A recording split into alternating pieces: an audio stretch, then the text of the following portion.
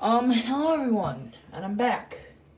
So today here is a review on the Neca Part 5, Friday the 13th Part 5, A New Beginning Dream Sequence Jason.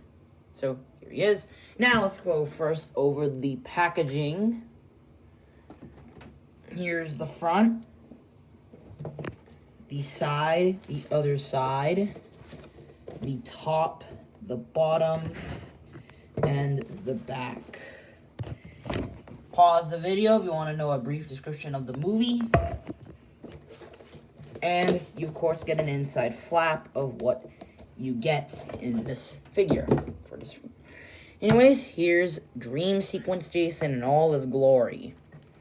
So here he is. Now, let's go over the painting. Painting overall is pretty good. But I feel like it's a little bit too wet. But then again, it was wet in the movie. Now, as you see, here's one mask where you barely see his eyes. In the movie, you can't see his eyes. But as you see, it is dirtied up. It has no chevrons and has some bits of no dirt, but that's it. The neck is more pinkish, somewhat color, brown. I don't know, but it has no meaning to be racist. But it has that color. He has the hair or brain. I always like Jason without hair, so yeah. But he has that and the weird hunchback like neck, and he has the axe hit from 4, well, not from 4, the axe hit from 3, the machete hit from 4, right there, embedded to his skull. Pretty brutal. And then we have Jason's work shirt, which is normal. Very, very wet. In most of the Friday movies, when Jason has a consistent green shirt, he has this, it's always green, so it's more of a dark green color, almost black. As you see, it has some paint chipping of yellow. It's not clay, it's probably paint chipping. You see, here are his arms. His arms are pretty good for what you're getting. As you see, you can even see the sleeves are not even fully closed up yet, so you can see some bits of his skin popping out. Pretty nice for him. And he also has the very long nails, which aren't painted at all. But then again, this is a dream sequence, so there's not that much attention to detail. His legs are more of a brown color. Again, very wet and dirty, which is pretty decent. I don't know why, but the butt is not even a bit weird, but why is it not that much dirty? Kind of weird I said that. The shoes are fine. They're pretty decent. I wish they were dirty though, like in the movie. Now I move on to let's move on to the accessories painting. Here is the Jason Voorhees tombstone. So this is before the actual Jason Voorhees tombstone. He has the dirt, and then it says Jason Voorhees. There's paint bleeding on it, and it's made out of wood. Very nice piece, though.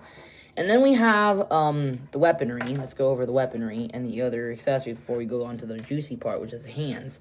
We have Jason's axe, where it has a wooden handle. Not that much painting, but that's fine. It has the blood, which is good. Pretty decent blood effect. I always get confused. Why is an axe like this? But okay. The this is not a corkscrew. I don't know what this is. It's probably then he calls it a screwdriver, but it's not even a screwdriver. It looks like a corkscrew, but anyways, that's what is it? This is the corkscrew. Pretty decent paint job. Very sharp. Pretty decent as well. What you're getting, you get the split hand, which is from 4. It has some blood on it, and I thought, for one thing in the promotional images, I thought this would be a switch-out arm and not a hand. That was before I got into the Friday 13th figures. And, of course, that holds the machete, which is very clean. Not the same one from part 4, where it was brown, so, yeah. Then we move on to the juicy part, which is his accessories for his heads. We have the worm eyes, where it's more dirtier, same head, but with the worms that are permanently stuck there. Whoops. You could also see no intentional molded black holes, unlike most of these. I wonder what we look like. I think it will look like part 4, Jason. Then we move on to the normal mask, where it has a different skin tone, representing human Jason before, the zombie stuff. I think I would call this like the pre-zombie Jason. It's technically the dream sequence or hallucination Jason. But anyways, this is the regular mask, which looks smaller, but has the noticeable blood. And the blood is dripping down to the eyes and to the bottom of the mask. And then we have the inclusion of the poster variant. Not that one, but the poster variant, the VHS cover. So you get this, and it has this, which, very interesting, and has red eyes, like in the poster. Now for articulation, this guy is the standard Neca Jason. Not as limited compared to the remake, but pretty posable. So head is on a ball joint. You look up and down, tilt side to side, lean side to side, and 360. Arms are on the 360.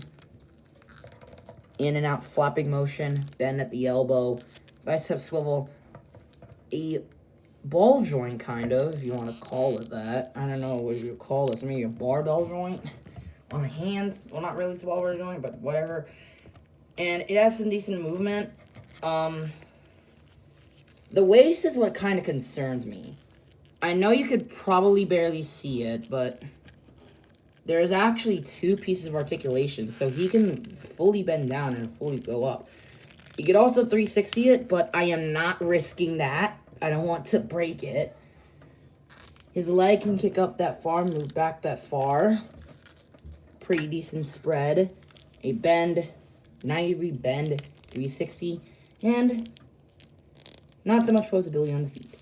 Posability is fine on the feet. It's not the greatest on the feet, but it is a standard Neca Jason.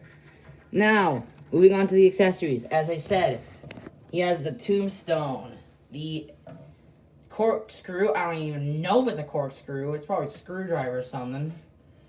The axe, the machete, and the split hand, of course, and the other heads. So, how to remove this? Mine, it's kind of easy, but if you want to do it, hair dry the head and the other heads, just to make sure they aren't as tight.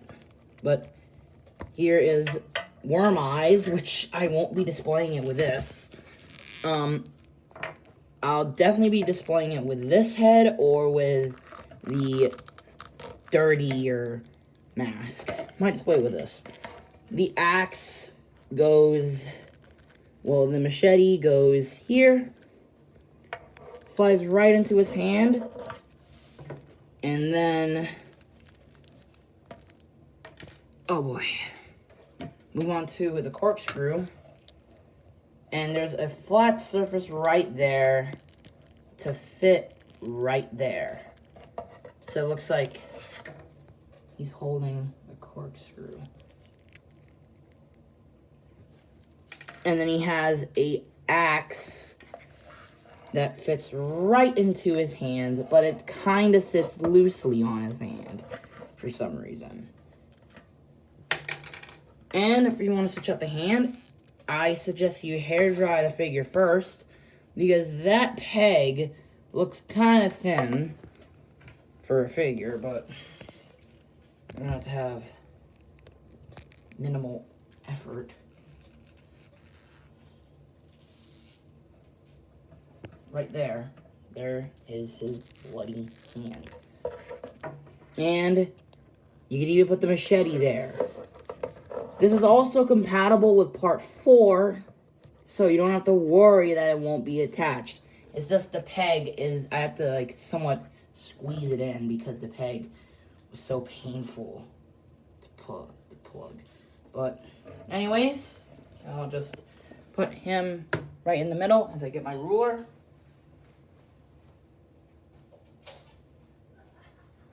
So he stands roughly around 8 inches, kind of.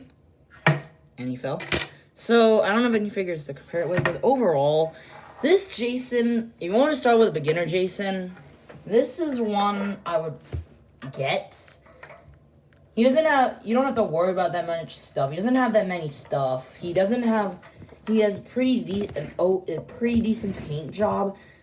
I think way too slimy, but, you know, he is pretty good. But it's one of those Jasons I somewhat forget about. He is overall, like, it's just a dream sequence Jason. I know a lot of people were, like, a little bit complaining as to Neca, so, oh, this Jason, this is in part 5, and this is not part 5, this isn't Roy. It's basically dream sequence Jason. You have to rewatch the movie, but, yeah, I think this is one of the more... But if you have so many Jasons, I mean, I see some value. But then, at the same time, I barely see it as well. Because it feels unnecessary. So, it's your choice. But otherwise, I recommend this Jason figure. Despite the problems it has. Despite, even though I have some problems with the waist and stuff like that. So... Thank you for watching. Like, subscribe, hit the bell. Discord server will be in the link description below, along with where you could buy this figure. And I'll see you guys later. Bye-bye.